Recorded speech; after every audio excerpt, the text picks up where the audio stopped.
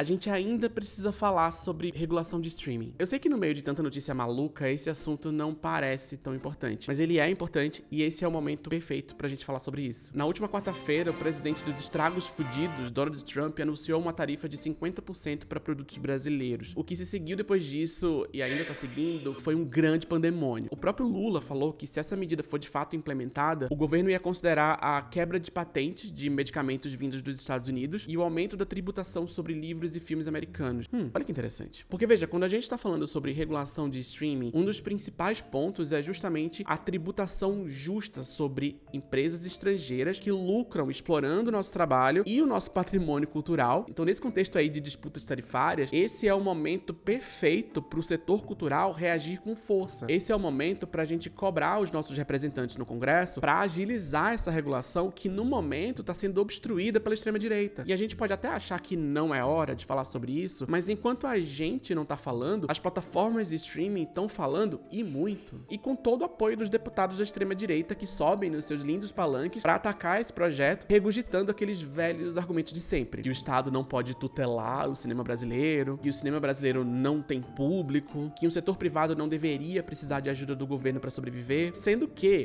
toda a grande indústria no Brasil e no mundo é subsidiada pelo governo. 2, todo grande cinema do mundo inteiro é subsidiado pelo governo, inclusive nos Estados Unidos. E 3, se o cinema brasileiro hoje não consegue construir público, isso se deve justamente à interferência estrangeira, que garante todo o espaço do mundo para filmes americanos, até mesmo quando eles fracassam em público. E é um saco ter que ficar explicando as mesmas coisas o tempo inteiro, mas fazer o quê? Por isso que eu fiz um vídeo bem grande, bem detalhado lá no YouTube, explicando ponto a ponto cada um desses argumentos. Enquanto isso, se você se interessa por cultura, por cinema, se você quer apoiar o cinema brasileiro, essa é a hora de dobrar a aposta na cobrança do poder público. A gente não pode correr o risco desse projeto não passar. A regulação do streaming é a pauta mais importante do audiovisual brasileiro hoje. A gente precisa cobrar os nossos deputados para trazer essa pauta à tona de novo, para que a gente possa ter o mínimo de condições de lutar pelo futuro do nosso cinema. Vamos defender o cinema brasileiro na prática?